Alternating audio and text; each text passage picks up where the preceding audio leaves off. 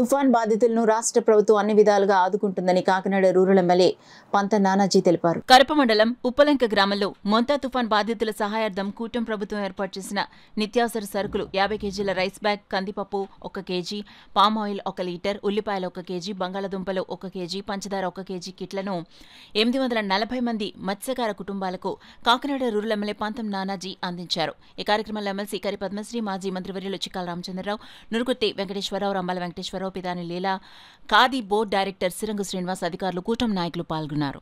చాలా వరకు మీ ఊర్లో అందరూ కవర్ అవుతారు.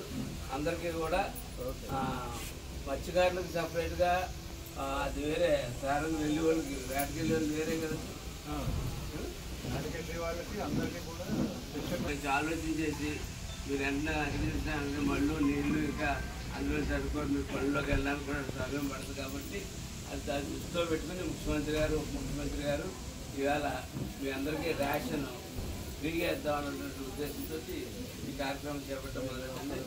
మొదట ఎమ్మటే అందుబాటులో ఇవాళ కార్యక్రమం స్టార్ట్ చేయాలి. కాబట్టి అందుబాటులో ఉన్నటువంటి పంచదార అలాగే బియ్యం ఇవాళ ఇవ్వడం జరుగుతూ ఉంది.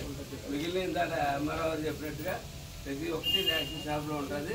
మన కూటమి నాయకులు అందరూ దగ్గరుండి రేషన్ షాప్లో ప్రతి ఒక్కటి మీకు ఈయనక్కడ తెలుగుదేశం పేరేంటి గారు మేమంతా కలిసి ఇక్కడ ఎలాగైతే పార్టీలకు అతీతంగా మేమందరూ కూటమిగా ఎలా నిలబడి చేస్తారో మీరు కూడా ఊళ్ళో అలా నిలబడి వీళ్ళందరికీ దగ్గరుండి ప్రతి అభివృద్ధి వచ్చినప్పుడు అప్పుడు కూడా ఇట్లాగే ఖచ్చితంగా ఎలా